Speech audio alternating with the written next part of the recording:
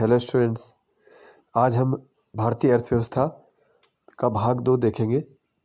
ठीक है, कल हमने इसका भाग 1 देखा था जिसमें राष्ट्रीय आय और उसका अनुमान, अर्थव्यवस्था, विश्व की अर्थव्यवस्थाएं थी। आज हम देख रहे हैं उससे आगे पंचवर्षीय योजनाएं, नीति आयोग और इससे संबंधित जो भी महत्वपूर्ण आपके फैक्ट होंगे वो आज देखेंगे। ठीक है, तो आपका अर्थव्यवस्था वाला टॉपिक जो है वो मैं आपका कवर करवा दूंगा। कल हम मोदी सरकार की जो भी महत्वपूर्ण योजनाएं हैं उसको पढ़ेंगे फिर। ठीक है, तो सबसे पहले नीति आयोग देख लेते हैं। जो नीति आयोग है इसने जो है योजना आयोग का स्थान लिया था। और योजना आयोग क्या है, 1950 में बना था एक गैर संवैधानिक निकाय के रूप में, और 2014 तक योजना आयोग का अस्तित्व रहा है। ठीक है, अब बात करेंगे नीति आयोग। कई बार एग्जाम में इसकी फुल फॉर्म पूछ लेते हैं। National institution for transforming India, राष्ट्रीय भारत परिवर्तन संस्था। ठीक है, 1 जनवरी 2015 को इसकी जो है स्थापना या गठन किया गया है। नीति आयोग जो है वो सरकार का थिंक टैंक के रूप में सेवा प्रदान करता है। ठीक है, तो इस प्रकार से आपका ऑप्शन बन सकता है कि कौन सी इनमें से संस्था भारत सरकार का एक प्रमुख थिंक टैंक है, तो नीति आयोग हो जाएगा। ठीक है, आगे देखते हैं। यह केंद्र और राज्य स्तर पर सरकार की नीति के प्रमुख कारक के संबंध में प्रासंगिक, महत्वपूर्ण तथा तकनीकी परामर्श उपलब्ध कराएगा। ठीक है, तो इसका ये भी एक काम हो गया। नीति के जो सरकार की जो भी पॉलिसी होगी, ठीक है, उसके बारे में जो भी प्रासंगिक, महत्वपूर्ण और तकनीकी जो भी परामर्श होगा वो भी ये देगा। ठीक है, कौन सी योजना मतलब कैसी होनी चाहिए, किन लोगों के लिए फ़ायदेमंद है, और उसके जो भी टेक्निकल पॉइंट होंगे वो सब आएगा। अब है नीति आयोग के उद्देश्य, ऑब्जेक्टिव ऑफ नीति आयोग। राष्ट्रीय उद्देश्यों को ध्यान में रखते हुए राज्य की सक्रिय भागीदारी के साथ राष्ट्रीय विकास प्राथमिकता क्षेत्र रणनीतियों का साझा दृष्टिकोण बनाना, एक तो ये इसका उद्देश्य है। ठीक है, फिर है सशक्त राष्ट्र का निर्माण, ग्राम स्तर पर योजना का निर्माण करने हेतु तंत्र बनाना, आर्थिक प्रगति से वंचित लोगों पर विशेष ध्यान देना, यानी ऐसी योजनाएं बनाई जाएगी भविष्य के लिए नीति आयोग के परामर्श से जिनसे आर्थिक प्रगति से जो वंचित रहेंगे, तो आर्थिक स्थिति से जो वंचित है प्रगति से, यानी सीधे सीधे जो गरीब लोग हैं। फिर है अंतर क्षेत्रीय और अंतर विभागीय मुद्दों का समाधान के लिए मंच तैयार करना, तो ये इसके हो गया उद्देश्य। अब आ जाती है इसकी संरचना, कंपोजिशन ऑफ नीति आयोग, यानी संरचना क्या होता है, नीति आयोग बना किससे है, यानी कौन कौन इसमें पद, व्यक्ति ये शामिल होंगे। तो नीति आयोग के जो पदेन अध्यक्ष होते हैं वो भारत का प्रधानमंत्री होता है, तो ये इसमें है। और जब से नीति आयोग बना है तब से, क्योंकि मोदी जी वो है प्रधानमंत्री, तो नरेंद्र मोदी ही इसके पहले और वर्तमान अभी तक नीति आयोग के अध्यक्ष हैं। ठीक है, या चेयरमैन कह सकते हैं। इसके बाद आती है गवर्निंग काउंसिल, उसमें सभी राज्यों के मुख्यमंत्री होंगे, या संघ क्षेत्रों का तो उपराज्यपाल को उसमें रखा जाएगा। ठीक है, इसके अलावा विशिष्ट मुद्दों और ऐसे आकस्मिक मामले जिनका संबंध एक से अधिक राज्यों क्षेत्र से हो को देखने के लिए क्षेत्रीय परिषद गठित की जाएगी। अब नीति आयोग के पहले अध्यक्ष हो गए प्रधानमंत्री नरेंद्र मोदी, पहले सीईओ सिंधु श्री खुल्लर, तो एक सीईओ का नया पद भी इस संस्था में जोड़ा गया। पहले उपाध्यक्ष थे अरविंद पनगड़िया। ठीक है, अब देख लेते हैं हम संगठनात्मक स्वरूप, यानी अब कौन पदों पर है, तो अध्यक्ष अभी भी वही है नरेंद्र मोदी। मुख्य कार्यकारी अधिकारी जो है ये जरूर नोट कर लेना, परमेश्वर अय्यर। ठीक है, गवर्निंग काउंसिल में वही है सभी राज्यों के वर्तमान मुख्यमंत्री और संघ क्षेत्रों के उपराज्यपाल जो लेफ्टिनेंट गवर्नर होते हैं। इसके अलावा उपाध्यक्ष, नीति आयोग के उपाध्यक्ष पूछे जाते हैं तो है डॉक्टर सुमन के बेरी। ठीक है, इनकी नियुक्ति प्रधानमंत्री के द्वारा की गई। फिर आते हैं पूर्णकालिक सदस्य।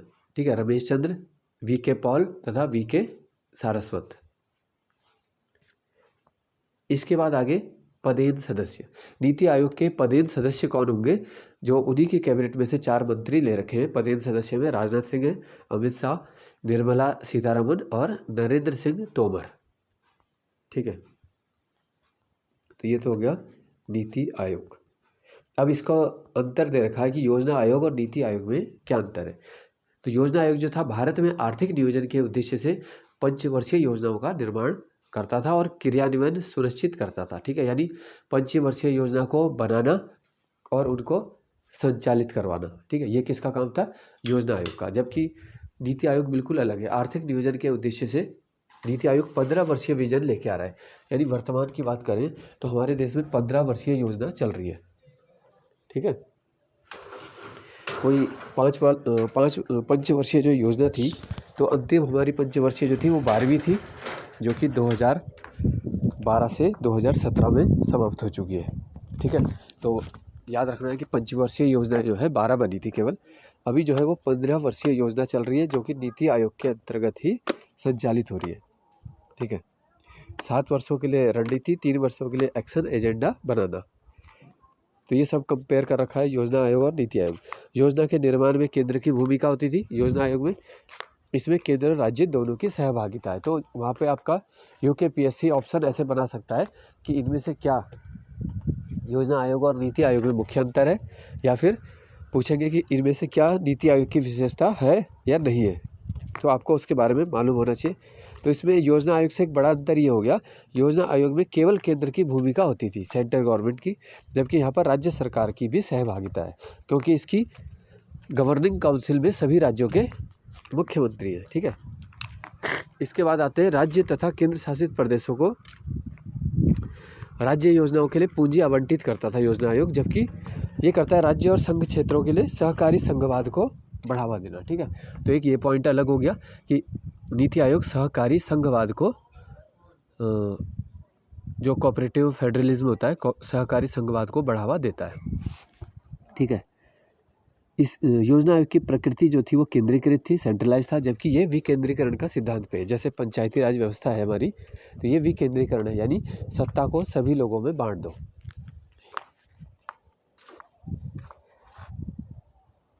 ठीक है, योजना आयोग में योजना और नीति का निर्माण विश्वविद्यालय शोध संस्थान के प्रतिनिधि शामिल नहीं थे, जबकि नीति आयोग में क्या है, विश्वविद्यालय शोध संस्थान के विशेषज्ञ भी इसमें रखे गए, है ना। क्योंकि जो सबसे ज़्यादा हमारा थिंक टैंक होता है, जो सबसे ज़्यादा अध्ययन करने वाले लोग होते हैं, वो हमारे विश्वविद्यालय के प्रोफेसर होते हैं, रिसर्च करने वाले होते हैं। ठीक है, तो उनके अनुभवों का फ़ायदा लिया जाता है इसमें। इसके बाद आ जाते हैं, देखो, आर्थिक आयोजन। ठीक है, तो केंद्रीकृत नियोजन सबसे पहले देखो रूस में अपनाया गया था। आर्थिक आयोजन वह प्रक्रिया जिसके अंतर्गत पूर्व निर्धारित उद्देश्यों की प्राप्ति हेतु प्राकृतिक संसाधन का कुशलतम उपयोग किया जाता है। ठीक है, तो अपने उद्देश्यों की प्राप्ति के लिए जब प्राकृतिक संसाधन का कुशल उपयोग किया जाएगा, उसको ही आर्थिक आयोजन बोलेंगे।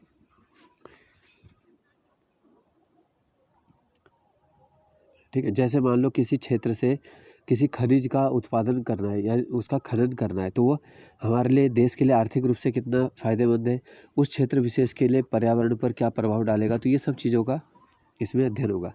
अब आ जाते हैं, देखो महत्वपूर्ण यहाँ से आपके क्वेश्चन बनते हैं। आर्थिक आयोजन संबंधी सबसे पहला जो प्रस्ताव है 1934 में एम विश्वेश्वरैया ने अपनी पुस्तक प्लान इकोनॉमी फॉर इंडिया में दिया था, और ये 10 वर्षीय कार्यक्रम था। ठीक है, तो प्रश्न आपका बन सकता है कि विश्वेश्वरैया ने अपनी पुस्तक में कितने वर्षीय कार्यक्रम प्रस्तुत किया, तो 10 आ जाएगा। और उनकी पुस्तक का नाम भी पूछते हैं, तो प्लान्ड इकोनॉमी फॉर इंडिया। इसके बाद 1938 में भारतीय राष्ट्रीय कांग्रेस के नेहरू जी ने राष्ट्रीय नियोजन समिति बनाई, यानी जो नियोजन समिति बनी है वो नेहरू जी की अध्यक्षता में बनी है। नेक्स्ट है 1944 में क्या बनाया था, बॉम्बे प्लान। ठीक है, और ये 15 वर्षीय योजना थी, है ना। जो विश्वेश्वरैया की योजना है वो 10 साल की थी, बॉम्बे प्लान था 15 साल के, और इसके सूत्रधार थे सर आरदेसर दलाल। ठीक है, जिनके नाम से अभी शेयर मार्केट में, जहाँ पे शेयर का काम किया जाता है मुंबई में, तो वहाँ पे दलाल स्ट्रीट है।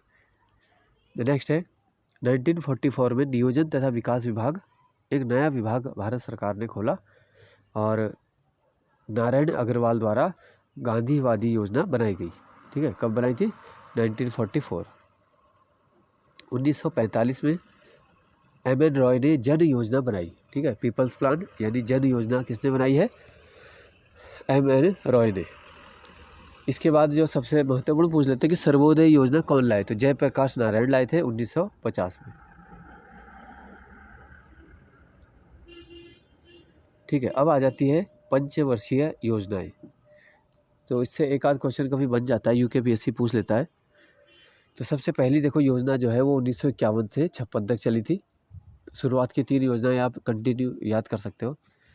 तो पहली योजना हेराल्ड डोमर के मॉडल पर आधारित थी। ठीक है, अर्थव्यवस्था का संतुलित विकास प्रक्रिया शुरू करवाना इसका उद्देश्य था और कृषि को उच्च प्राथमिकता दी गई। सबसे महत्वपूर्ण जो बात है, भारत की कुछ बड़ी सिंचाई परियोजनाएं पहली पंचवर्षीय में शुरू हुई, जैसे भाखड़ा नागल, व्यास प्रोजेक्ट और दामोदर नदी घाटी।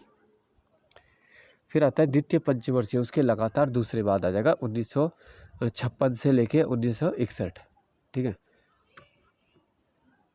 1956 टू 1961 ये महालनोबिस मॉडल पर आधारित थी। द्वितीय योजना का उद्देश्य था समाजवादी समाज को स्थापित करना। ठीक है, इसमें जो प्राथमिकता दी गई वो था उद्योग और खनिज को। तो ये चीज़ थोड़ा सा डिफरेंस हो गया, उद्योग तथा खनिज को प्राथमिकता दी गई है। और भारत के कुछ बड़े स्टील प्लांट जैसे दुर्गापुर, भिलाई, राउरकेला के इस्पात कारखाने इस योजना में बनाए गए। ठीक है, तो दुर्गापुर वाले का क्वेश्चन भी दिया था हमने कि कौन सा स्टील प्लांट है जो अंग्रेजों के सहयोग से बना, तो यह है बंगाल में दुर्गापुर प्लांट। फिर है तीसरी योजना 1961 से 66 तक है। इस योजना का उद्देश्य अर्थव्यवस्था को आत्मनिर्भर बनाना और स्वतः स्फूर्त अवस्था में पहुंचाना था। ठीक है, तो तृतीय पंचवर्षीय में कृषि और उद्योग दोनों को प्राथमिकता दी गई, 61 से 66 तक याद रखना है। तो शुरुआत की जो 3 पंचवर्षीय योजनाएं हैं लगातार है। ठीक है, 51 से 56 है, फिर 61 तक है, फिर 66 तक। बोकारो स्टील प्लांट जो है वो तीसरी पंचवर्षीय योजना के दौरान ही बना। भारत चीन युद्ध 1962 और भारत पाकिस्तान युद्ध 1965। ठीक है, और सूखे के कारण, ठीक है, उस साल सूखा भी पड़ा, तो सूखे के कारण जो है तीसरी पंचवर्षीय योजना असफल रही। इसके बाद आ जाता है देखो चौथी योजना 69 से 74 है। इसके बीच में क्या है, योजना अवकाश आ गया। ठीक है, इसी दौरान देश में हुई थी हरित क्रांति, जो कि डॉक्टर स्वामीनाथन उसके जनक हैं, और विश्व में उसके जनक कौन है, नॉर्मन बोरलॉग।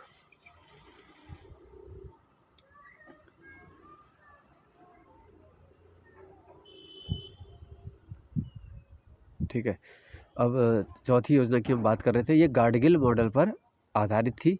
स्थायित्व के साथ विकास और आर्थिक आत्मनिर्भरता, ये इसका लक्ष्य रखा गया। भारत की कृषि वृद्धि दर सर्वाधिक रही थी चौथी पंचवर्षीय में, है ना, ये आपको याद रखना है। परिवार नियोजन कार्यक्रम को लागू करवाया गया। ठीक है, वैसे परिवार नियोजन जो है भारत में वो आ चुका था 1952 में, लेकिन लागू किया है चौथी पंचवर्षीय योजना में। श्वेत क्रांति भी चौथी पंचवर्षीय योजना में 1970 में आई। ठीक है, वर्गीज कुरियन इसके सूत्रधार थे। और फिर आती है देखो पांचवी योजना। पांचवी जो योजना थी वो 4 साल चली, ये याद रखना है, 1974 से 78 तक। इस योजना का उद्देश्य था गरीबी उन्मूलन, और इंदिरा गांधी के द्वारा नारा भी दिया गया, गरीबी हटाओ। ठीक है, इस योजना में 20 सूत्रीय कार्यक्रम 1975 में शुरू किया गया। पहली बार गरीबी और बेरोजगारी पे ध्यान दिया सरकार के द्वारा इतना ज़्यादा। जनता पार्टी का फिर शासन आ गया था, तो पांचवी योजना को 1978 में बंद कर दिया गया और उसकी जगह क्या चला है, रोलिंग प्लान। ठीक है, तो रोलिंग प्लान जो है हिंदी में बोलते हैं अनवरत योजना। अनवरत मतलब बिना रुके। ठीक है, तो 1978 से 1980 2 ही साल चल पाया अनवरत प्लान, क्योंकि जनता पार्टी की जो सरकार है वो 1980 में ख़त्म हो गई थी और इंदिरा गांधी की सत्ता दोबारा से आई, है ना। तो मोरारजी देसाई की जो सरकार थी वो 2 साल लाई थी रोलिंग प्लान। और रोलिंग प्लान जो है वो उसका प्रतिपादन किया था गुन्नार मिर्डल ने अपनी पुस्तक एशियन ड्रामा में। तो यहाँ से कहीं से भी देखो आपका फैक्ट बन सकता है। ठीक है, रोलिंग प्लान की अवधारणा किसने दी, या रोलिंग प्लान भारत में कब आया? तो 79 और 80 2 साल चला है केवल। अब देख लेते हैं आर्थिक गणना।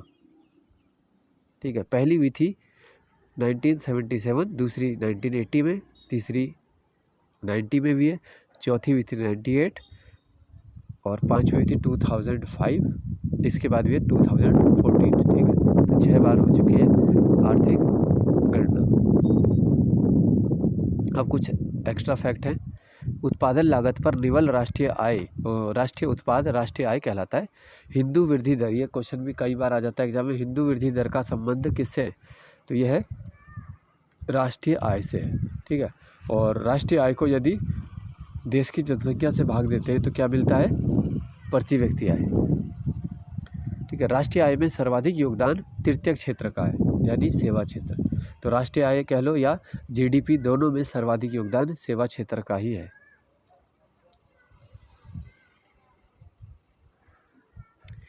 ठीक है, फिर आगे सर्वाधिक प्रति व्यक्ति आय कहाँ है? तो गोवा में है। ड्रेन का सिद्धांत, छनाई का सिद्धांत किसने दिया? तो ये दादा भाई नौरोजी ने दिया, जो भारत के पहले अर्थशास्त्री भी कहलाते हैं। फिर किसी भी देश की आर्थिक वृद्धि की सर्वाधिक उपयुक्त माप क्या है? उसे बोलते हैं सकल घरेलू उत्पाद। और भारतीय अर्थव्यवस्था में पिछले 10 सालों में जीडीपी में सार्वजनिक क्षेत्र की प्रतिशत हिस्सेदारी में गिरावट आई है। पब्लिक सेक्टर में क्या है? गिरावट आई है 10 सालों में। ठीक है, लास्ट पॉइंट है उत्पादित अंतिम वस्तु सेवा का मौद्रिक मूल्य दी गई अवधि के लिए किसी देश की राष्ट्रीय आय के बराबर होता है। ठीक है, तो ये हो गया आपका पार्ट 2 अर्थव्यवस्था का, और फिर मिलेंगे अगले पार्ट के साथ अर्थव्यवस्था का तीसरा भाग। ठीक है, इसके बाद कुछ और महत्वपूर्ण टॉपिक आपके लिए लाया जाएगा। धन्यवाद।